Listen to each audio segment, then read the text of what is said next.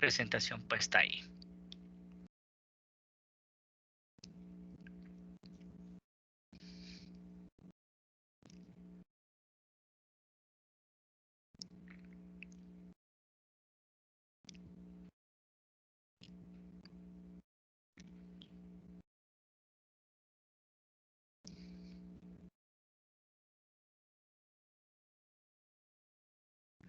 ¿Ya la ven, chicos?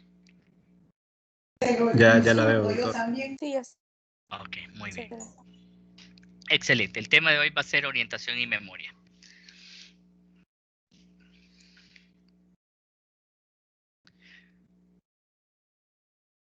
¿Qué es la orientación? Bueno, la orientación es la capacidad del cerebro que nos permite percatarnos en dónde nos ubicamos, en el instante en que vivimos, en qué situación nos encontramos y quiénes somos.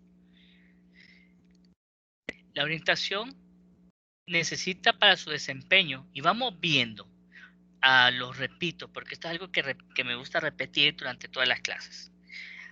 Para poder realizar un examen mental, necesitamos que el paciente colabore y que el paciente comprenda las preguntas que nosotros realizamos.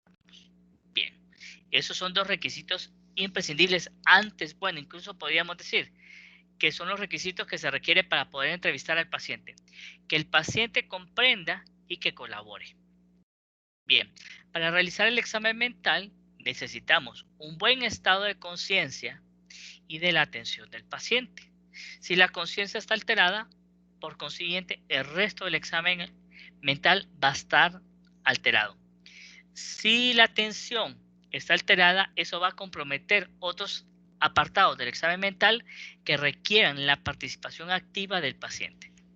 Bien, la orientación necesita para el desempeño un estado claro de la conciencia, apropiada percepción, integridad de los órganos de los sentidos, una adecuada inteligencia o abstracción, de un buen funcionamiento de la memoria y de la comprensión. Vamos viendo que cada uno de los apartados que vamos viendo del examen mental, valga la redundancia, pues se desprende o es más complejo que el anterior que hemos visto. Bien. Neurobiológicamente vamos a mencionar que la orientación general se asocia más a los lóbulos frontales y la orientación geográfica o espacial se asocia más a los lóbulos parietales. ¿Qué es eso de la orientación espacial? Bueno, la orientación general es tiempo, lugar y persona. La orientación espacial es conocer la posición de uno en relación al mundo exterior, los objetos entre sí y con uno mismo y consciente de la posición de las diferentes partes del cuerpo. Esta función de la orientación espacial está dada por los lóbulos parietales y la orientación general está mediada por los lóbulos frontales. Y la orientación geográfica, que podría estar relacionada con la orientación espacial, es la manera como una persona se relaciona con los objetos de la superficie terrestre.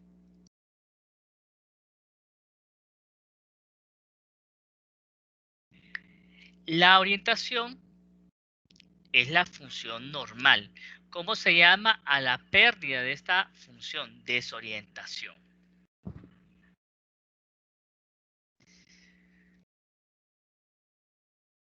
Bien, la desorientación general en tiempo, lugar y persona puede ser primaria y se debe a una disfunción prefrontal. La desorientación como tal, como una desorientación clara, real, puede estar relacionada con una alteración a nivel orgánico, a nivel macro del cerebro, una disfunción prefrontal. La secundaria se puede deber también a disfunciones cerebrales difusas y alteraciones de la memoria reciente. Pero también hay una desorientación general que podría estar relacionado con casos de apatía y desinterés. A eso podríamos decirle pseudo desorientación. Realmente el paciente no está no está desorientado realmente porque su estructura cerebral está bien, no hay ningún daño, no hay ninguna demencia, no hay ningún trauma a nivel de la corteza cerebral, pero por, por la apatía y el desinterés que presenta el paciente asociado a la depresión, no le interesa saber en qué día está, no le interesa saber dónde está, ni quién es el que le está hablando. Pero esto se llama pseudo desorientación y se da en casos de depresión por apatía y por desinterés.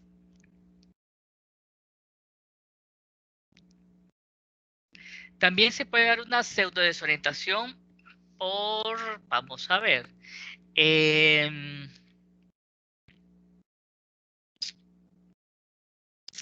pasa que algunas personas pueden tener pseudo desorientación, ya lo vimos, primer caso por depresión, por su apatía y por su desinterés. También puede darse desde una forma psicopatológica por psicosis. Y el doctor Cruz se psicotiza. Y el doctor Cruz se lo encuentra Alejandra. Y resulta que Alejandra lo mira. Hola, doctor Cruz. No, disculpe, me está confundiendo, señorita. Yo no soy el doctor Cruz. No sé de quién habla. Yo soy... Eh, yo soy Napoleón Bonaparte. Yo soy Napoleón Bonaparte. Ese soy yo. Y yo soy emperador, y yo soy conquistador, y yo soy esto, y yo soy lo otro. No, usted es José Luis Cruz, es psiquiatra, usted me dio clases a mí, no. Pero ¿por qué me desoriento en persona? Porque estoy psicótico. Una vez que alguien me dé tratamiento para la psicosis, puede hacer que Alejandra me vuelva a encontrar, hoy es martes, me vuelve a encontrar el viernes y el viernes estoy mucho mejor, estoy mucho más tranquilo, estoy más despierto, estoy más alerta, entonces ahí con la pseudo desorientación ya no hay, porque ya no soy psicótico. ¿Me entendieron esos dos casos de pseudo desorientación por depresión y por psicosis, chicos? Sí, de verdad.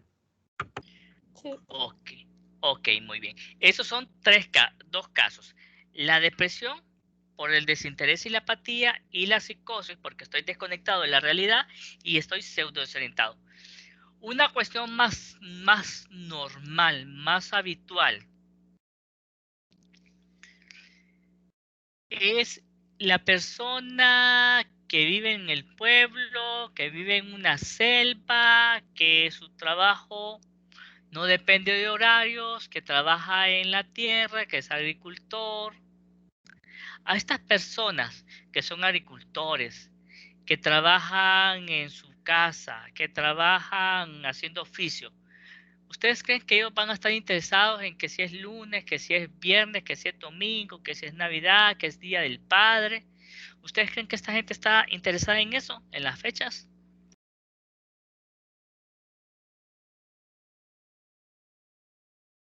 No, ¿Por qué? ¿Por qué porque, piensan?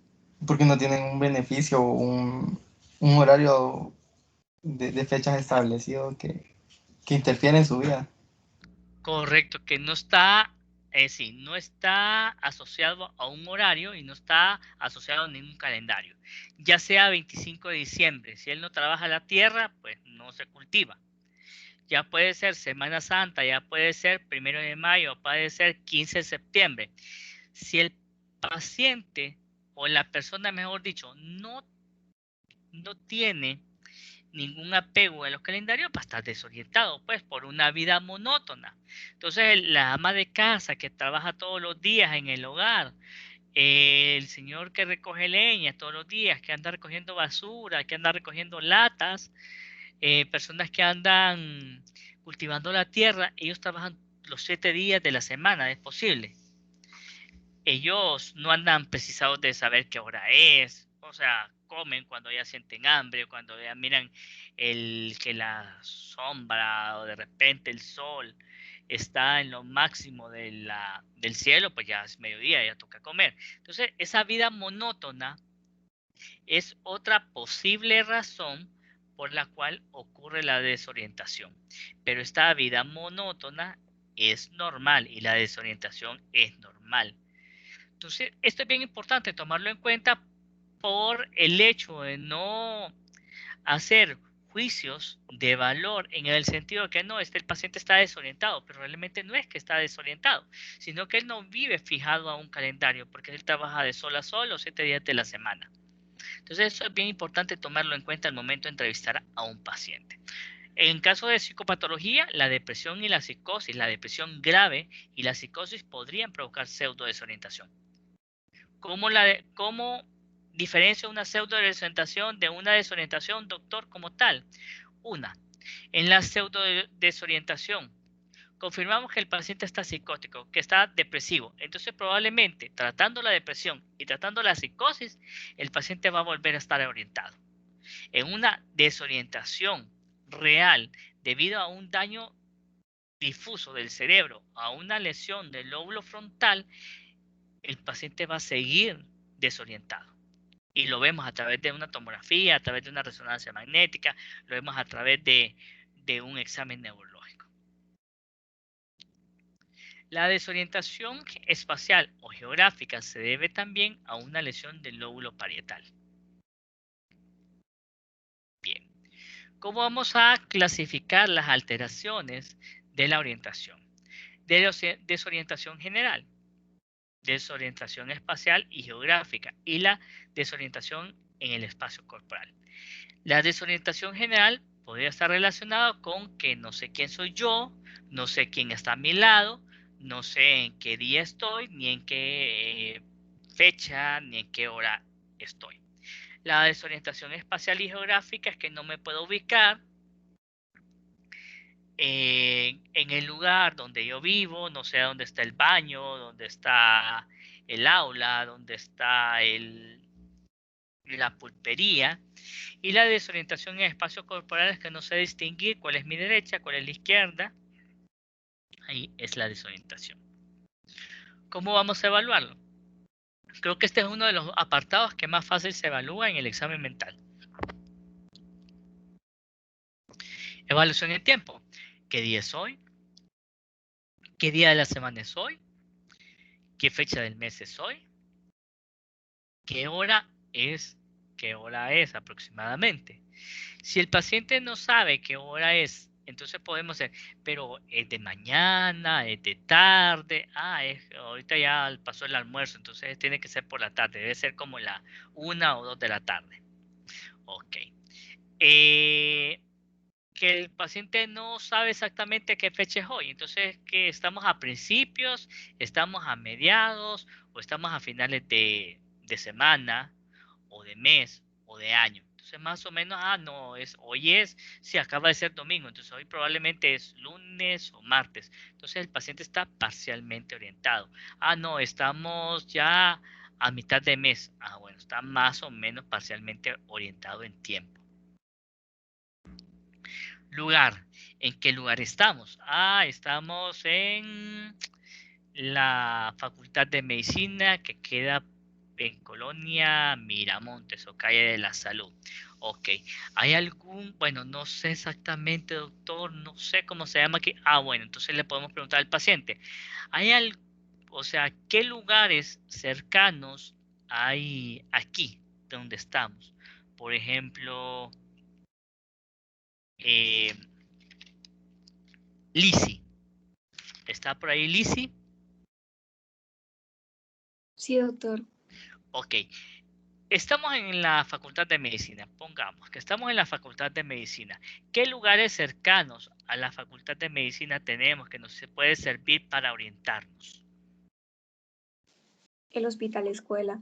El hospital escuela. ¿Qué otro lugar? Así como macro. La garage, la morgue. Eso es como lo más conocido. Yamaha.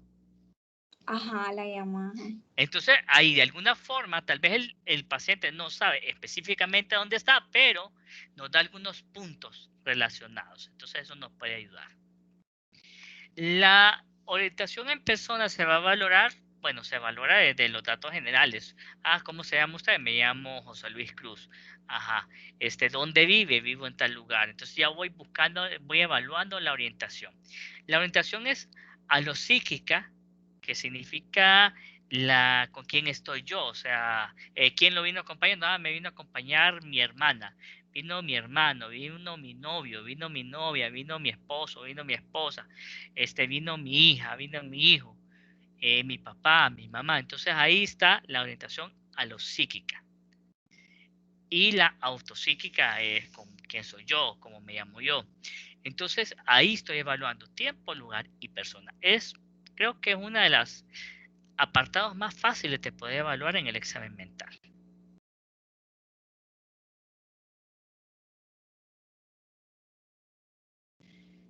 Y el espacio geográfico, pues ya más o menos así como en el lugar podemos ir viendo cuál es el norte, cuál es el sur, el espacio corporal. Levante su mano derecha, con su mano derecha tóquese la oreja izquierda. Ahí estamos viendo la orientación corporal. ¿Preguntas de la orientación, chicos?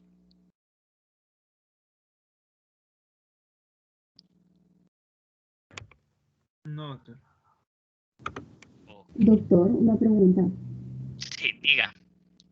¿El espacio geográfico y el lugar entonces se evalúan con las mismas preguntas o son diferentes? Podemos evaluarlo con las mismas preguntas. La orientación geográfica y la orientación del lugar podría ser que, por ejemplo, a veces el paciente puede dar la dirección específica. No, yo estoy aquí pongámosle que estuviera yo en el hospital. Estoy en Hospital Dime, en el tercer piso, Clínica 331, calle, Avenida Ucrania, casa 2901, pongamos, o sea, específicamente. Entonces, podría ser la orientación parcialmente orientado, podría decir, no, estoy por cerca de la gasolinera, estoy cerca de la Universidad José Cecilio del Valle, a unos cuantos metros está Cascada, estoy más o menos orientado. Entonces la orientación en el lugar y la orientación geográfica podría ser las mismas preguntas. O podríamos decir hacia dónde queda el norte, para una cuestión mucho más específica. Para dónde queda el norte, para dónde queda el sur, para dónde queda el oeste, desde el punto de vista geográfico. Pero podríamos hacerlo de esa misma manera. Lugar y o geografía, podríamos hacer las mismas preguntas. Gracias. Y la de espacio corporal, preguntándole cuál es su mano derecha. Con su mano derecha tóquese la oreja izquierda o tóquese la rodilla derecha con su mano izquierda, así buscando que el paciente... Hay personas que de repente se confunden izquierda y derecha. Entonces, eso es también interesante poderlo evaluar por ahí. Bien.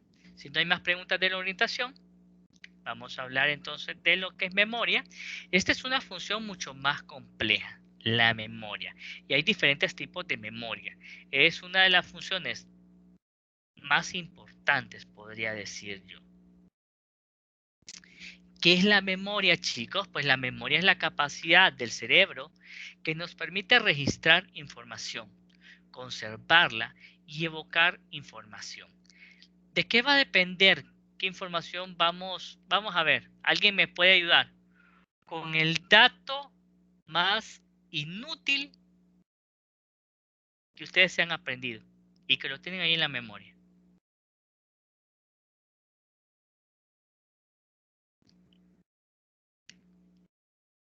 Las canciones de los comerciales. Vamos a ver cómo. Vamos uno, vamos a ver. O sea, en general, las canciones de los comerciales, por lo general, se nos quedan en la mente como por toda la vida. Y es algo que nos Échese una ahí, a ver. ¿Cómo cuál? Ay, no. La de Munsan, arena mágica para moldear. Esa es Ok, una. excelente. Excelente, muy bien. Vamos a ver quién más habló por ahí. Yo tenía uno. Ajá. 2 shots de tequila tienen 130 calorías. Súper inútil, pero me lo sé. Ajá. por tanta información, ya veo yo. Vacías, calorías vacías. Ok, muy bien. Entonces, va a depender. Nosotros vamos a recibir información diariamente, a cada momento, pero va a depender del interés que nosotros tengamos sobre esa información. Esa información se puede almacenar por minutos, se puede almacenar por horas o se puede almacenar de por vida. Por ejemplo, ¿por qué se graban las canciones de los anuncios comerciales, algún eslogan? Muchas veces por repetición dentro del marketing, o sea, repiten hasta que la persona, mejor dicho, no el paciente, la persona se lo graba. Vamos a ver. Eric. ¿Está por ahí, Eric? Sí, doctor, dígame. Eric solo se conecta, saluda y se va a la porra. No, Ok, aquí estoy. vamos a ver, Jorge Luis. Mándale. Ok, Eric, ¿puedes darle el número, tu número de teléfono a Jorge Luis para que se lo aprenda? Por favor. Sí, claro. 8825-6024. Okay. 88. 25-60-24. Ok, muy bien. Ten ese número ahí, Jorge, después te lo voy a preguntar. Ok, muy bien. Entonces, la memoria es la capacidad cerebral para poder registrar, para poder conservar y evocar información. Cuando la información adquirida modifica el comportamiento, entonces hablamos de aprendizaje. Cuando aprendemos, por ejemplo, una técnica para cocinar, cuando aprendemos una técnica en el gimnasio, cuando aprendemos algún instrumento, alguna música, estamos realizando aprendizaje. Estamos aprendiendo, ¿sí? Pero también estamos utilizando esta memoria. Bien. Lamentablemente, la memoria es una función que es vulnerable a diferentes procesos patológicos y no tanto patológicos. Ok. ¿Qué tanto están ustedes concentrados en clase y qué tanto pueden almacenar en su memoria cuando han comido mucho o cuando no han comido? Vamos a ver, ¿quién me puede ayudar? Doctor, pues yo digo que no tanto, porque pues toda la energía que pues tiene, pues se va como al estómago para tratar de digerir la comida. Entonces por eso no es tan recomendable como comer un platillo fuerte y después estudiar. Correcto, y también ocurre cuando no comemos, también. Entonces ahí una nutrición inadecuada puede alterarnos la función. Enfermedades degenerativas, hablando de cuestiones como por ejemplo la demencia, que creo que Alejandra nos va a hablar el viernes sobre la demencia, entonces vamos a ver cómo la memoria se puede alterar por enfermedades degenerativas. Eventos vasculares, eventos isquémicos o hemorrágicos a nivel cerebral podrían provocarnos también alteración de la memoria. Tumores, lamentablemente también, traumatismos cráneoencefálicos, malnutrición o sobrenutrición, trastorno por déficit de atención, ya lo vimos con el video que nos presentaron los chicos la vez pasada, muy bueno, cuadros de depresión y ansiedad. ¿A quién, por ejemplo, le ha pasado cuando, bueno, la memoria es un arma de doble filo? A veces puede fijar información por mucho tiempo, por la ansiedad, y otras veces puede haber problemas para recordar lo que nos sucedió. Tenemos el ejemplo del trastorno de estrés postraumático, que ahí hay una alteración de la memoria que vamos a ver en las siguientes diapositivas, y esta alteración de la memoria ocurrida por represión puede alterar los recuerdos en el paciente. La depresión también por su lado, por el desinterés que pueda tener el paciente, por la bulia que puede tener el paciente, entonces lamentablemente no va a mostrar capacidad de poder almacenar información. Efectos secundarios de medicamentos, los más asociados que yo les puedo mencionar son las benzodiazepinas, la famosa diazepam o la famosa clonazepam. Entonces de repente estos son hipnóticos y pueden provocar pues esto. Y el envejecimiento normal también. Bien.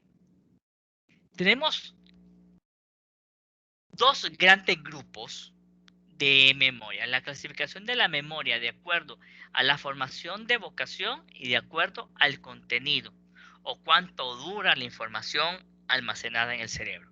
Tenemos la memoria declarativa o explícita. ¿Cuál es esta? ¿Cuál es esta memoria declarativa o explícita? Esta es aquella que se puede evocar, que la podemos recordar. Por ejemplo, Jorge, ¿qué número era? 88, 25, 60, 24. Ok, Creo. muy bien. Así es. Eric. Ya se Sí. fue Eric. Ah, ok. Sí, así es. Ok, Solo ok, quería muy bien. decir que a mí me costó como un mes aprendérmelo. Ok, bueno. Ya te hiciste el TTTA, ya te lo voy a mandar. Del déficit de atención e hiperactividad. Ok, memoria declarativa explícita es información que podemos evocar y que podemos recordar. Dentro de esta tenemos la memoria de trabajo, que es de corta duración, la memoria episódica, que almacenamos información muy íntima, y la memoria semántica, que guardamos información general. Está la memoria no declarativa o implícita, que es aquella información que sabemos que tenemos esa información, pero que lamentablemente no la podemos evocar tan fácilmente. Dentro de esa tenemos la memoria procedimental. Bien.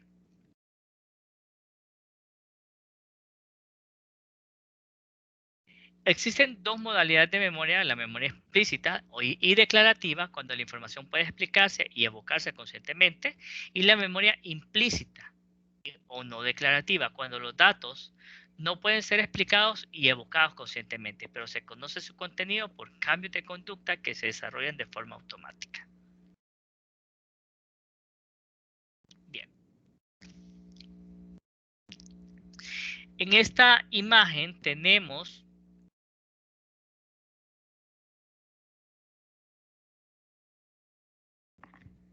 el cerebro, que va a recibir información de todos los sentidos, y tenemos prácticamente 4 estructuras importantes. Bien. Por ejemplo, ¿qué ven en esta imagen?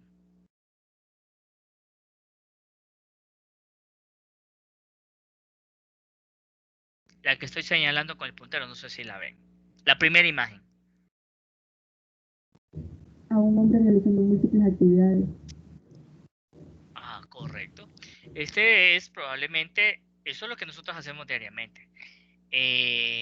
Hablamos por teléfono, hacemos algunas actividades de la casa, que hacemos ejercicio, comemos, hacemos nuestro trabajo. Esta información es la perteneciente a la memoria de trabajo. ¿Para qué nos sirve la memoria de trabajo? La memoria del trabajo nos sirve para las actividades cotidianas. Ahorita que yo le pedí a Eric que le diera el número de teléfono a Jorge y Jorge se lo aprendió, ¿qué memoria puso a trabajar? La memoria de trabajo. La memoria de trabajo nos sirve para aprendernos alguna dirección, nos sirve para aprendernos algún nombre, nos sirve para aprendernos algún número de teléfono, nos sirve para planificar, para organizar el día a día. Esta memoria va a depender de la corteza prefrontal. Y así se la van a aprender para el examen. Bien, ¿qué vemos en la segunda imagen? Vemos a una mujer, bueno, una silueta de una persona que anda en bicicleta. Y Correcto. bueno, por lo que dice el cerebelo, pues supongo que tiene que ver con el equilibrio, ¿no? Que, Ok, nosotros más o menos. Correcto, más o menos ¿Cómo? así. Ajá. Como una operación más compleja. no sé. Porque la Correcto. complejidad entre andar en bici y lo de arriba es... Ok. ¿Puedes andar en bici vos, Eric? Sí, sí creo. Sí, Ok. puedo. ¿Quién no sabe andar en bici? Además del Dr. Cruz. El Dr. Cruz no puede andar en bici. Yo, doctor. Ok. Vamos a ver. Celeste. Celeste, ¿quién más? Yo, Ashley. Ashley. Pues vamos a ver. Ashley y Celeste van a escuchar a Eric explicarnos cómo se usa la bicicleta. Vamos a ver, Eric, danos la cátedra. Bueno, primero se tienen que subir a la bicicleta y dependiendo del tamaño de la bici tienen que subirse. Ay Dios, ya no sé cómo explicar. Bueno, tienen que subirse y poner los pies en los pedales.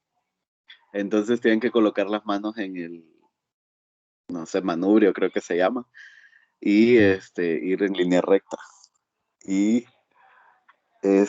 pedalear al mismo tiempo que van como empujando hacia el frente, pedalean para evitar caerse. Y si se caen, no caigan con el cuerpo, sino que traten de poner el pie. Y eso, eso es lo que... Okay. Eso. Cabal, Celeste. Sí, doctor. ¿Ya con esa vas? Todavía me costaría con eso. Ok. ¿Se te hizo difícil, Eric, explicarlo? La verdad, sí. Sí, porque es Correcto, difícil. porque esa es una función.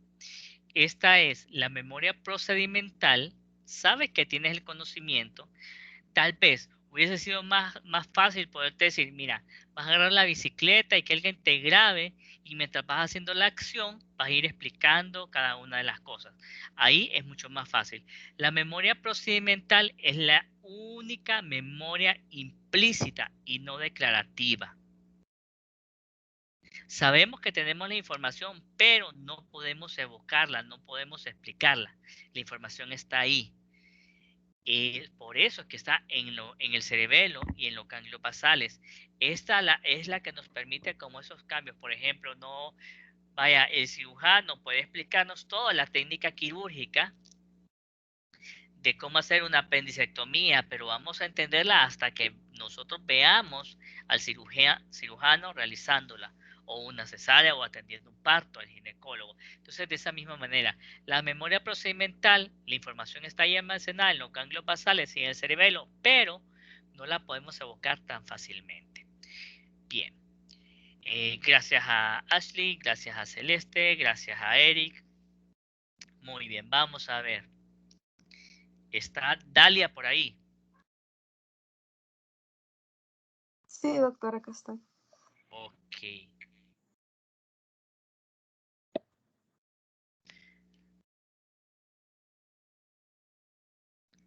Ok, entonces, Dalia, vamos a ver cuál es una fecha especial, Dalia. Una fecha especial, pues el 14 de septiembre, que es el cumpleaños de mi abuelo. El 14 de septiembre. De septiembre. Uh-huh. Ok, muy bien.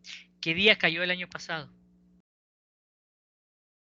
Uy, doctor, no me acuerdo mucho, la verdad. O sea, vale Creo más fue que fin es de especial semana. la fecha, papá. Ay, no, doctor, es que yo con la fecha soy un poquito mala. Ok. ¿Tienes novio, Dalia? No, doctor. Uy, pero ¿por qué tardaste en decirlo? No tardé. Es que estaba prendiendo el micrófono. Ok, muy bien. Ok, muy bien. Vaya, pues.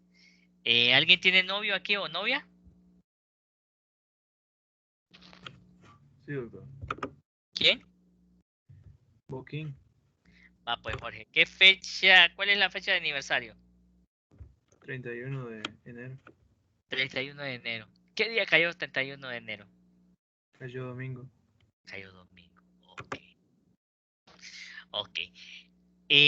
¿Cuál es la fecha de cumpleaños de tu madre, Jorge? 8 de septiembre. 8 de septiembre. Ok.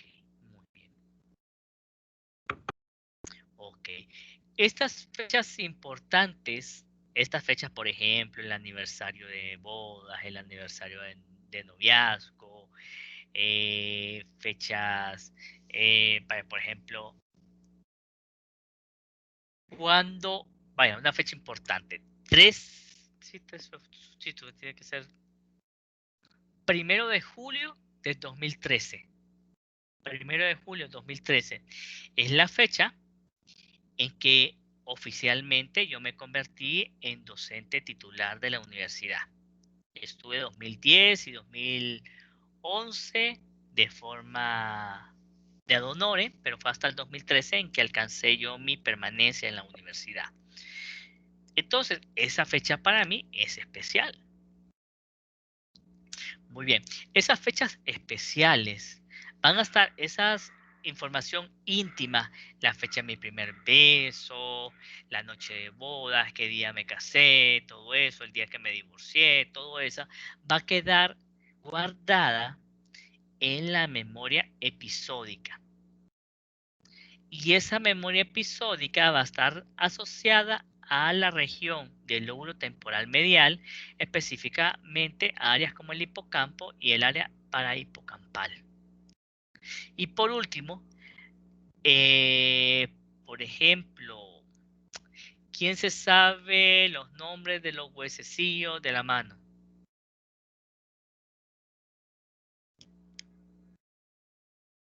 Yo. Ok, ¿cuáles son? Vamos a ver. El escafoide, el semilunar, el trapecio, trapezoide, pisiforme piramidal, grande, ganchoso. Ok, excelente, muy bien. Esa información que quedó almacenada ahí forma parte de la información almacenada en la memoria semántica. Y esta está localizada en el lóbulo temporal inferolateral. La información que nosotros vamos a ir almacenando, todos los días vamos a recibir información, pero vamos a decidir cuál información es más importante sobre otras. Puede ser que alguna información va a quedar almacenada por unos minutos o por unas horas en la corteza prefrontal. Yo voy a decidir que esa información vale la pena o no, la vamos a seguir almacenando. En el área medial del temporal, como memoria episódica, si algo muy íntimo, muy cercano a mí, o en la memoria semántica. Ok. Entonces ahí va a depender de qué importante sea.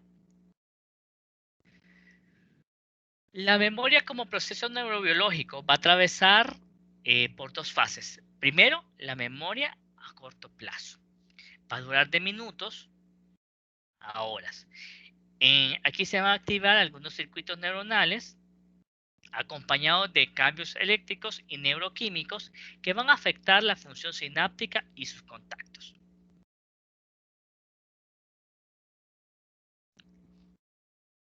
La memoria a largo plazo puede durar horas, días o incluso más tiempo y se requiere modificación de la neuroplasticidad a través de cambios de la expresión génica y de síntesis de nuevas proteínas, que esto es el aprendizaje probablemente, la neuroplasticidad por aprendizaje.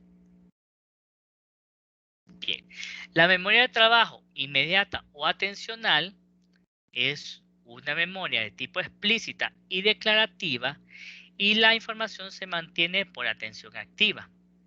Esta es crucial para la vida cotidiana.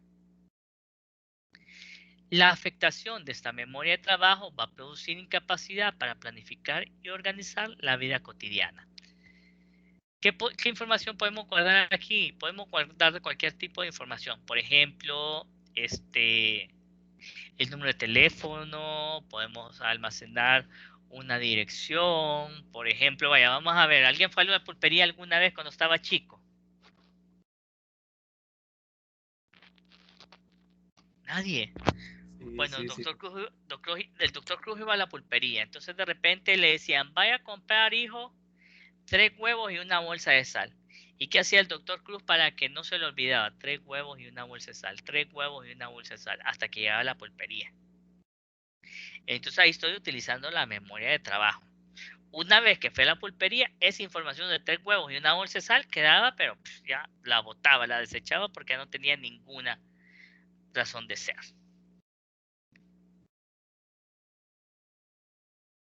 La memoria semántica es la información objetiva general. Por ejemplo, dosis de fármacos, dosis de psicofármacos en el psiquiatra. Por ejemplo,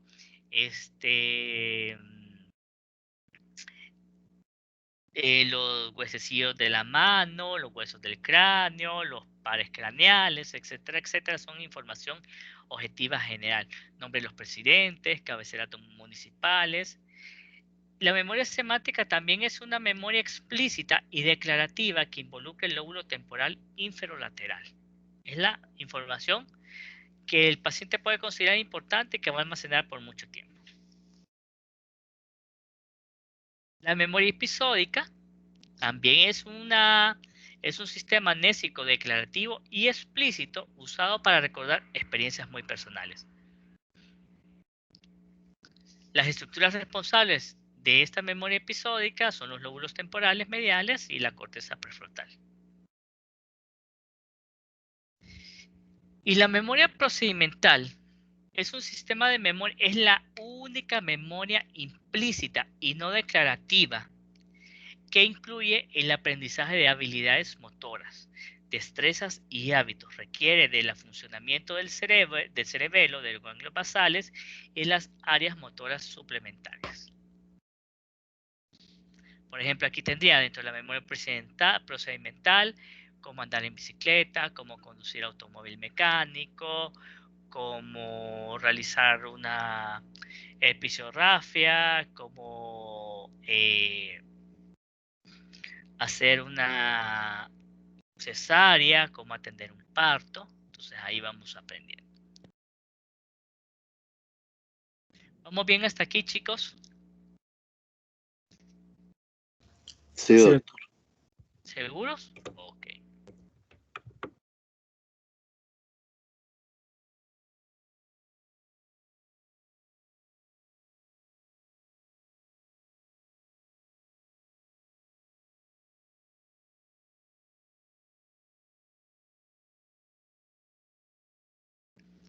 Según el tiempo, la memoria puede estar clasificada como memoria inmediata o a corto plazo. Es función de la región prefrontal, dura de segundos a minutos y se explora con la prueba de retención de dígitos. La memoria reciente es el registro de material episódico nuevo que lleva a cabo el sistema límbico, dura pocos minutos y se expresa y se explora con las pruebas de las 3 palabras y los pares de palabras. Ya vamos a ir viendo cada una de esas pruebas. Y la memoria antigua, que podría ser el equivalente a la memoria semántica, es a largo plazo y puede ser de durar hasta años. Si la información es episódica o semántica, se conserva en el lóbulo temporal, y si es de destreza, habilidades y hábitos, en el cerebelo y los ganglios basales. Entonces ahí estamos viendo. La memoria inmediata y a corto plazo y la memoria reciente podría estar relacionada quizás con la memoria de trabajo, y la memoria antigua se va a relacionar con la memoria episódica. Si es información íntima va a estar ahí en la memoria episódica, si es información general en la memoria semántica, y si es alguna habilidad, alguna destreza, va a estar en la memoria procedimental. Ya vimos la parte de normalidad. Ahora vamos a ver cuáles son las alteraciones o los trastornos de la memoria. Tenemos 3 grandes grupos. Las alteraciones por trastornos cuantitativos, es decir, cuál es la información que perdemos o cuál es la información que no podemos grabar, registrar y evocar. Puede ser amnesia anterógrada, amnesia retrógrada, amnesia retroanterógrada o global y la amnesia lacunar. Estas probablemente están más relacionadas con problemas orgánicos. Pueden ser eventos cerebrovasculares, pueden ser traumas, pueden ser tumores, puede estar relacionado también con demencias, etc. Y los trastornos cualitativos.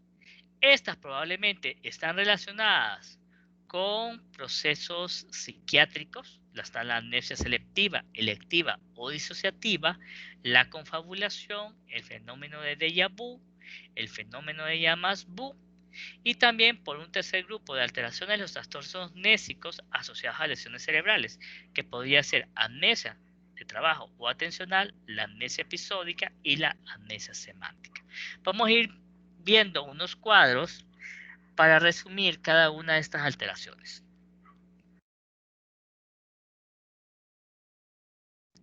Bien. Los trastornos amnésicos cuantitativos van a estar relacionados con un daño estructural, como los había mencionado yo. Pueden estar asociados a traumas o a procesos demenciales. La amnesia de fijación anterógrada o límbica es probablemente la lesión o la alteración de la memoria en la que el individuo es incapaz para grabar información nueva. La amnesia de fijación anterógrada o límbica tiene que ver con dificultad para almacenar información nueva. Es la incapacidad para grabar información nueva y consecuentemente tendrá inhabilidad para recordar hechos sucedidos a partir del evento traumático. Entiéndase evento traumático como derrame cerebral o evento cerebrovascular, como cirugía cerebral, como puede ser trauma craneal. Y esta se va a deber a una lesión del sistema límbico, hipocampo. Había una película hace mucho tiempo atrás de una... Es vieja la película, les puedo mandar el video corto, el promocional de la película, que era una muchacha que tuvo un accidente vehicular y que a partir de ese momento difícilmente podía recordar información nueva. Toda la información que ella almacenaba era antes del accidente. Entonces, esta muchacha todos los días, esta muchacha tenía que recordar lo que había sucedido. Y después eso perdía la información. La amnesia de evocación retrógrada o cortical es la incapacidad para poder recordar hechos remotos. Esta se puede deber a lesiones corticales difusas. Y la amnesia retroanterógrada, aquí falla tanto la fijación como la evocación. Quiere decir que está alterada tanto la capacidad de almacenar nueva información como la de evocar información antigua. Se observa en las demencias y síndromes amnésicos orgánicos como la encefalopatía de Korsakoff y se debe a lesiones difusas. Y la amnesia lacunar es una variante de la amnesia anterógrada breve de periodos aislados de la vida del paciente y mantiene conservadas otras actividades psíquicas y motoras y se puede deber a lesiones límbicas. Podrían ser asociadas también a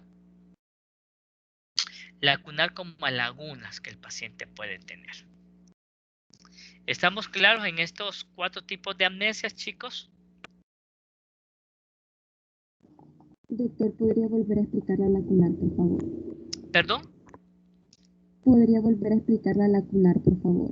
La lacunar. Sí, la lacunar podrían ser como lagunas. El paciente tiene conservada algunas otras funciones, pero hay periodos de su vida que el paciente no recuerda, ya sea por un trauma craneal, por un accidente de moto, por un accidente de carro, por una cirugía que tuvo en el cerebro. Entonces quedó como en blanco esa parte de la información. ¿Con qué podríamos asociar esta amnesia lacunar? Podría estar asociada, vamos a ver el otro concepto que es la confabulación, podría ser asociado. Yo iba conduciendo mi coche. Vamos a ver, yo iba conduciendo mi coche y de repente, carretera Copán, tengo un accidente. Y lo último que recuerdo yo es que estaba recibiendo una llamada de un paciente. De repente perdí el control de mi coche y me salí de la carretera. Después me dicen que mi familia me fue a traer, que me sacaron del carro unos muchachos que iban pasando por la carretera y vieron el accidente, que llamaron al 911, me dicen que llamaron al 911, que me pusieron collarín, que me metieron en el hospital me hicieron cirugía de la cabeza, pero yo realmente yo no recuerdo esa parte. Yo la cuento porque a mí me la contaron. Y lo último que recuerdo yo fue cuando ya estaba despertando y que mi mamá ya estaba ahí con mi familia. O sea, esa es la amnesia lacunar. O sea, tengo conservadas otras actividades psíquicas y otras actividades motoras, pero ese periodo del momento desde que sucedió el accidente hasta que yo despierto en la cama del hospital, yo no recuerdo qué es lo que sucedió. Pero me dicen que de repente yo estaba hablando y que yo les estaba diciendo a la gente que me ayudaban, que muchas gracias, pero yo no recuerdo esa información. Ese sería un ejemplo de una amnesia lacunar. ¿Quedó más claro ahora? Sí, entiendo. Gracias, doctor. Ok, muy bien. Estos son orgánicos prácticamente. Los trastornos amnésicos cualitativos son más relacionados con psiquiatría, amnesia selectiva o disociativa o conversiva. Estas se olvidan eventos traumáticos desde el punto de vista psicológicos específicos por el mecanismo de represión, mientras se recuerdan otras experiencias concomitantes. Tenemos dos ejemplos de la amnesia selectiva o disociativa, la amnesia disociativa y la fuga disociativa. Les voy a poner un ejemplo de esta. El doctor Cruz iba saliendo del hospital de atender a sus pacientes cuando de repente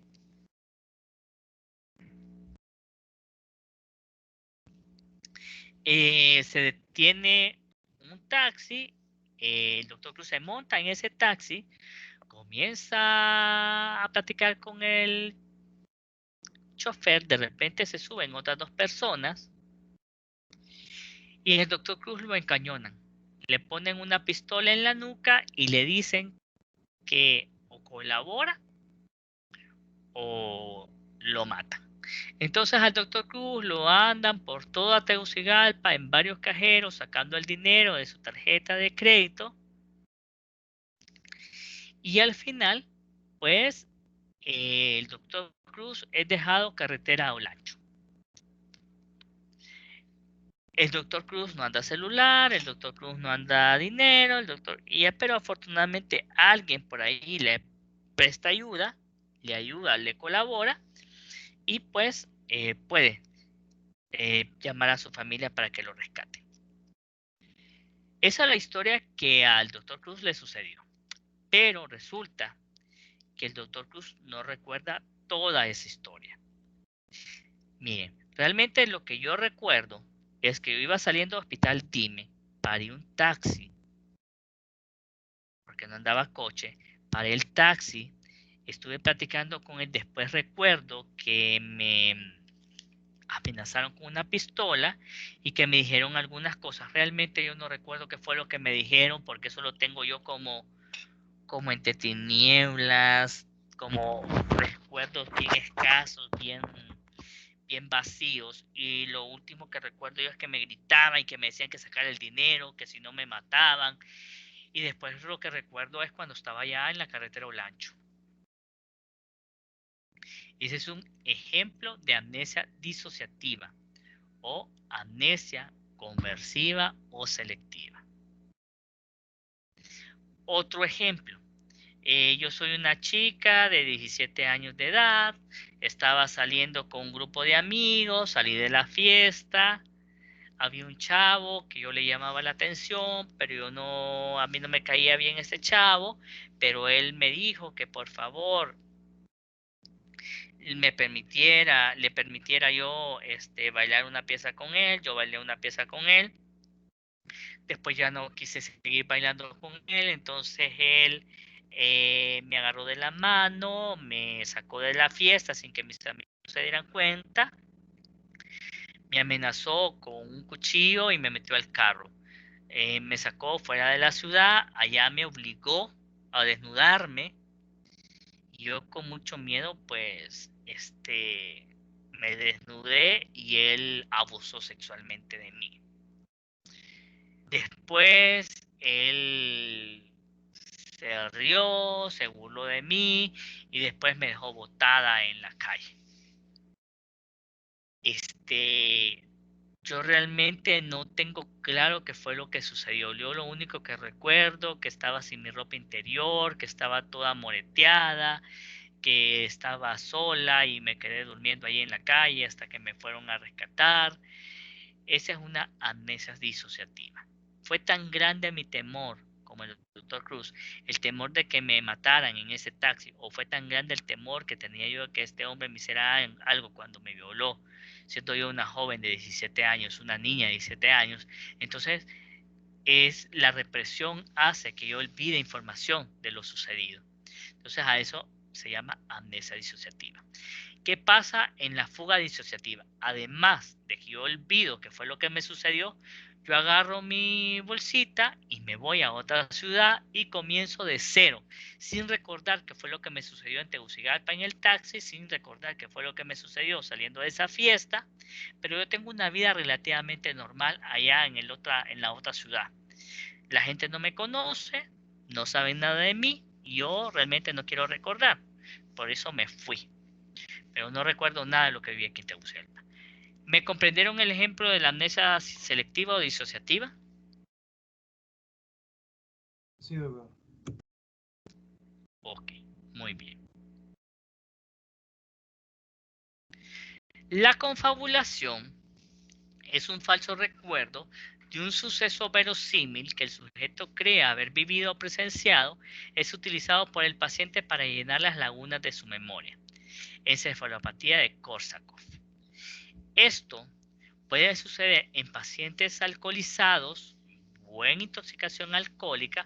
Aquí el paciente con confabulación sabe que tiene una laguna mental, que no recuerda la información, entonces él, entre comillas, inventa información para poder llenar esos espacios de la laguna.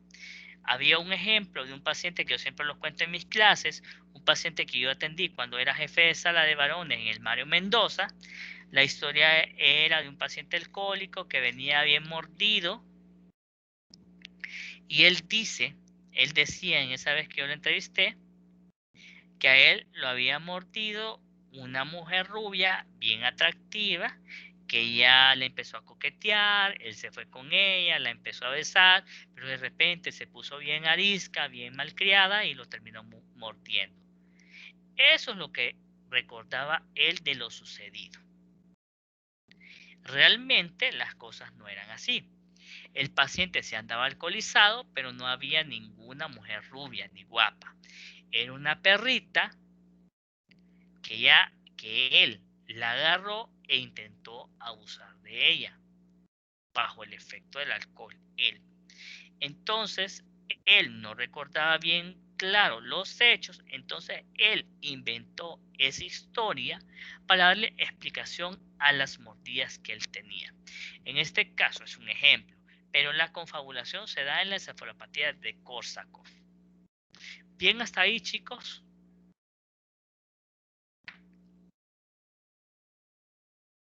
Doctor, una pregunta. Pero bueno, en la confabulación, digamos, que digo que era, bueno, puede ser un paciente alcohólico, ¿no? Pero ¿qué tal si no está inventando cosas, sino que solo tuvo la laguna, o sea, solo sería lagunar, ¿no? Entonces, si O solo sea, es la laguna, entonces estamos hablando de este otro concepto. lacunar, Amnesia ¿verdad? lacunar. Correcto. Ah, ok. Es que como dijo que era más como orgánico y pues eso.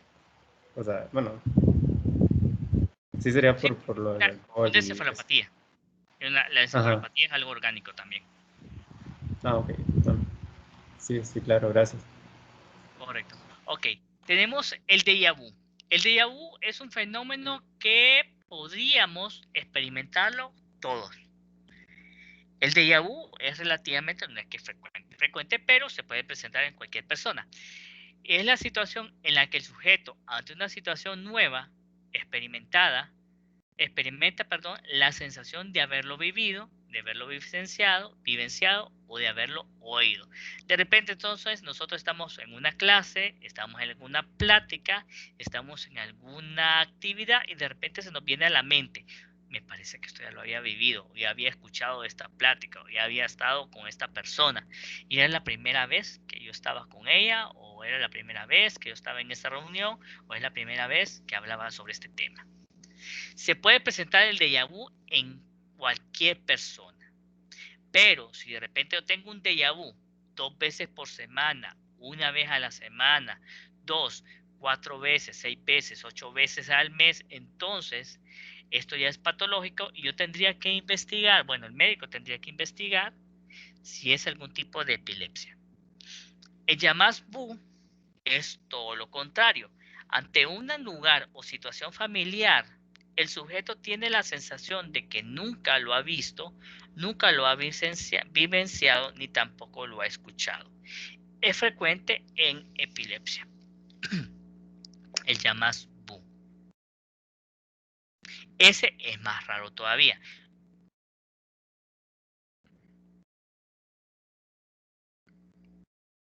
Tenemos el llamás vu, es bien raro, pero si se presentara con mucha frecuencia también tendremos que investigar epilepsia.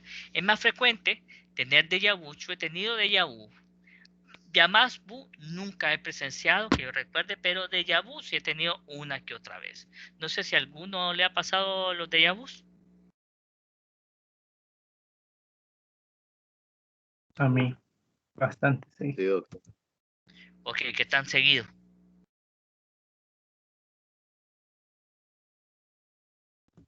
A ¿Qué mí, tan seguido?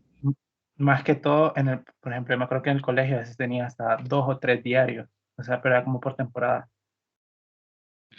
Ok, ya no sucede tan frecuente. Tan frecuente no, pero sigo teniendo ya sí. Muy bien, entonces habría que ver, si no es tan frecuente, entonces podría ser algo normal. Si se presentan 2 o 3 veces por semana, habría que investigar qué otras cosas hay por ahí. Pero no creo que sea algo grave, ya hubieras manifestado algo más. Ok. La amnesia de trabajo o atencional es debido a lesiones o afectación de la región prefrontal. La amnesia episódica a lesiones del lóbulo temporal medial y la amnesia semántica a lesiones del lóbulo temporal inferolateral. Bien. ¿Cómo vamos a evaluar la memoria? Para evaluar la memoria de trabajo tenemos algunas pruebas. Las pruebas de los dígitos al derecho y al revés. Y vamos a valorar la omisión, la transposición y la inserción. Vamos a ver, Francisco, ¿estás por ahí? Sí. Ok, muy bien, Francisco, vamos a hacer la prueba con vos. Vas a repetir los números al derecho y al revés. 1, 2, 3. 1, 2, 3. Al revés. 3, 2, 1. Excelente. Entonces ya vemos que Francisco entendió la prueba. Entonces vamos a ver con una serie más compleja. 1, 0, 5, 4. 1, 0, 5, 4. 4, 5, 0, 1. Excelente, muy bien. Ahora con un número más. 1, 0, 9, 2, 7. 1, 0, 9, 2, 7. 7, 2, 9, 0, 1. Ok, ahora el último dígito. 8, 7, 9, 1, 7, 8. Bueno, ya no puede. 8, 7, 9, no me acuerdo. Y entonces, ¿en qué estás? Te lo repito. 8, 7, 9, 1, 9, 8. 8, 7, 9, 1, 9, 8. Y ya. ¿Y al revés? Al revés, ya no puede. Ok, la idea es que el paciente pueda. Lo que estamos viendo a ver si el paciente tiene omisiones, si tiene transposiciones o inserciones. Ok, prueba de los dígitos al derecho y al revés.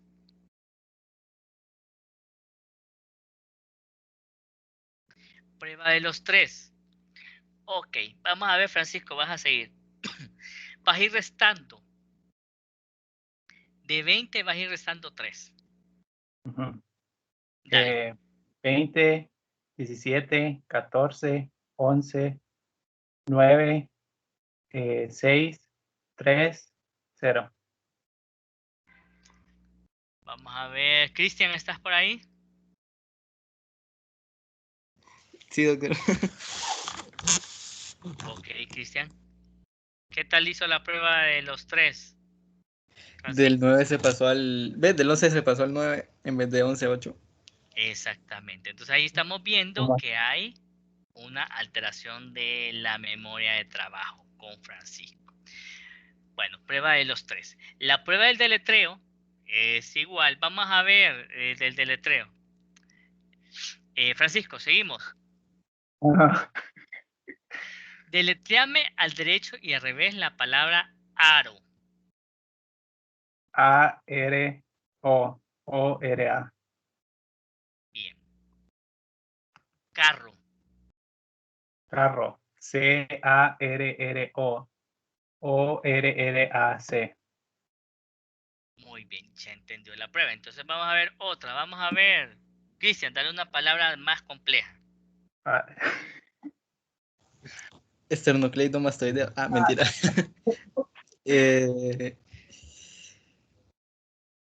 Autobús. autobús. A-U-T-O-B-U-S.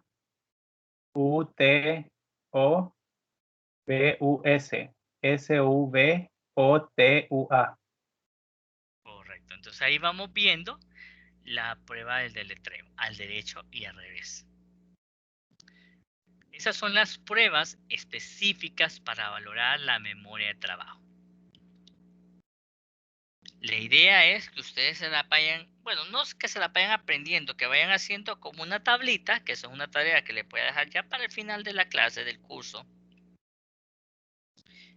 Una tablita que van a realizar con mucho interés, donde van a poner cada uno de los apartados del examen mental, poniendo cada una de las pruebas a realizar. Hay unos que le agregan cuáles son las alteraciones que se pueden presentar en cada uno de los apartados del examen mental, pero pueden hacerlo. Pero sí yo necesito memoria, pruebas para valorar la memoria, para que ustedes lo recuerden cuando estén en el internado, cuando estén en el social, tener esa base.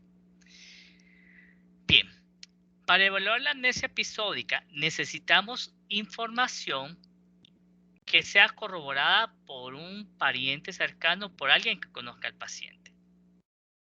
Vamos a preguntarle sobre acontecimientos de su vida cotidiana, de su vida personal, que puede corroborarlo por una persona cercana al paciente. ¿Cuándo y con quién celebró su cumpleaños?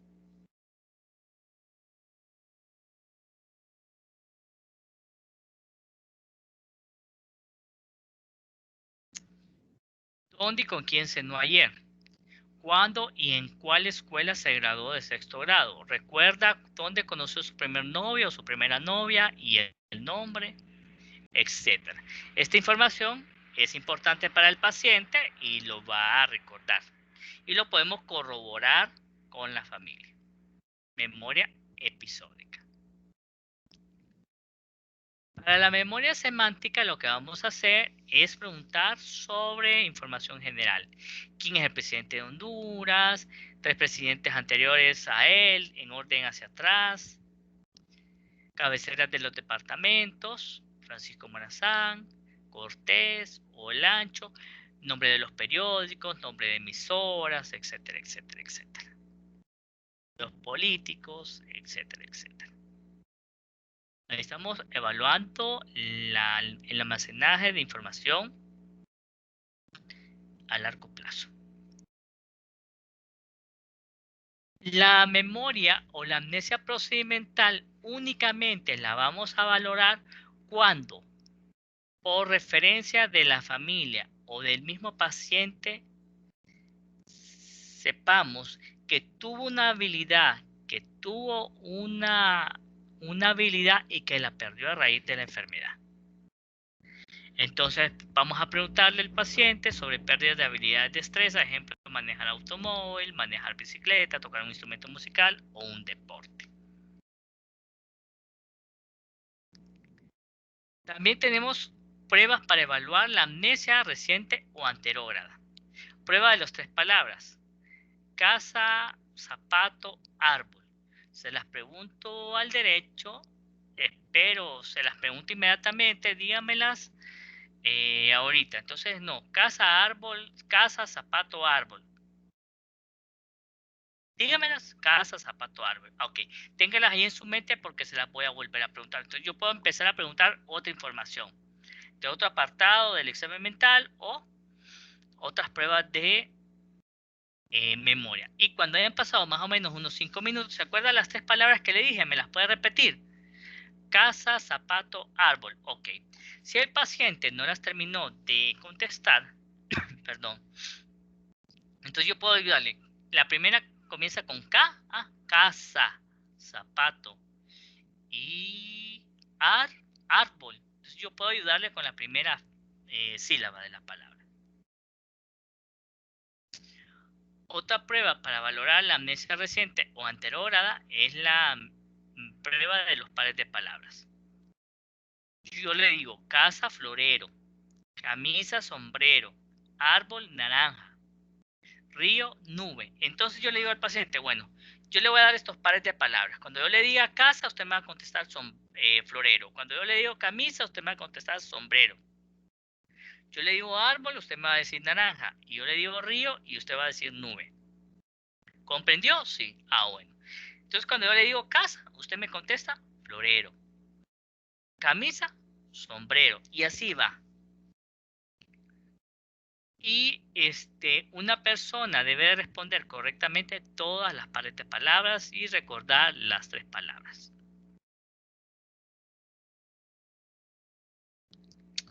La prueba de confabulación solo lo vamos a hacer si nosotros, por historia clínica, creemos que el paciente tiene una laguna mental y trata de llenarla. Pacientes alcohólicos probablemente. Esta prueba solamente la vamos a realizar si existe evidencia de trastornos de la memoria por la historia clínica o por el examen mental.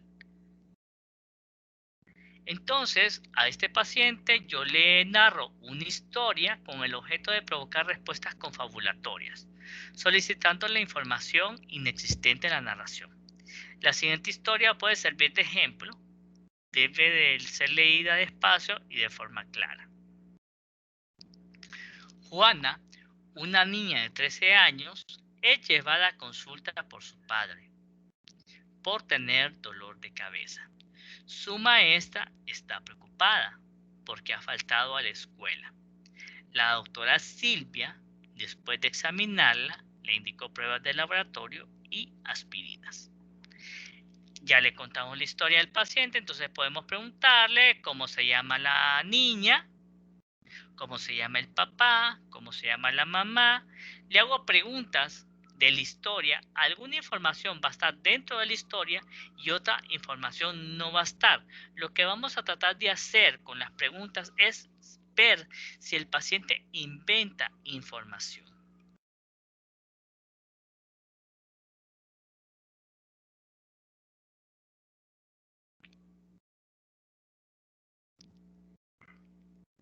Bien.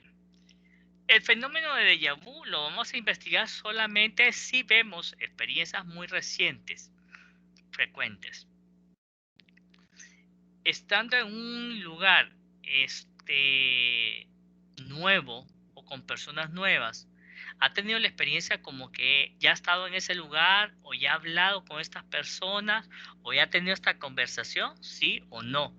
¿Con qué frecuencia se presentan? Si ya me dicen 3 veces por semana, entonces ya yo tengo que investigar algo más.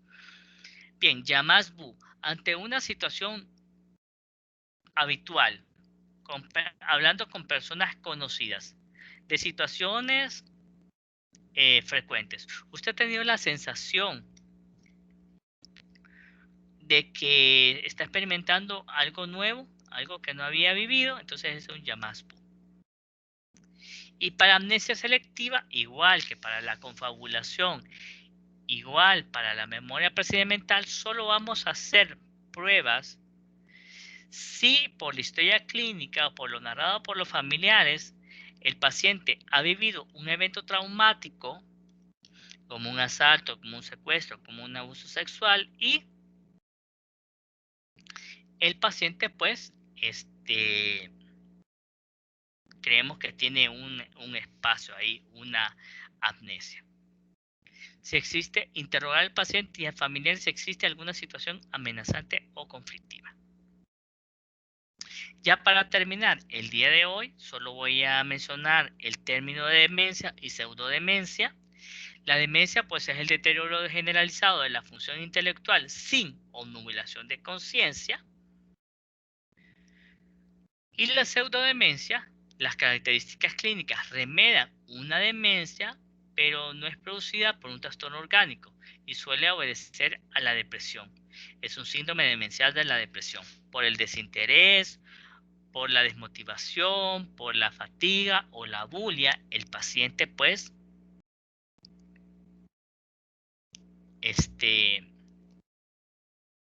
no almacena, no hay información. Este es el tema del día de hoy, chicos.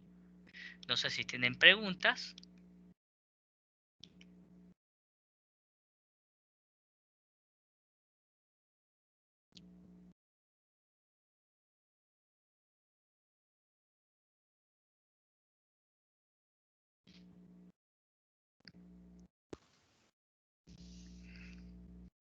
No sé si tienen alguna pregunta.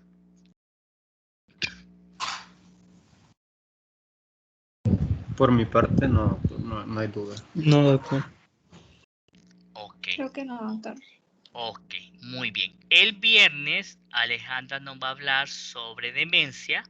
El próximo martes hablamos sobre conducta motora y ese es el último tema y pues no sé si el examen lo van a querer antes o después de Semana Santa.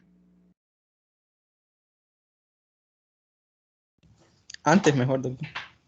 Ok, si sería más antes tendría que ser el viernes 26 o el sábado 27, como ustedes gusten. El viernes estaría bien, creo. No sé, mi compañero.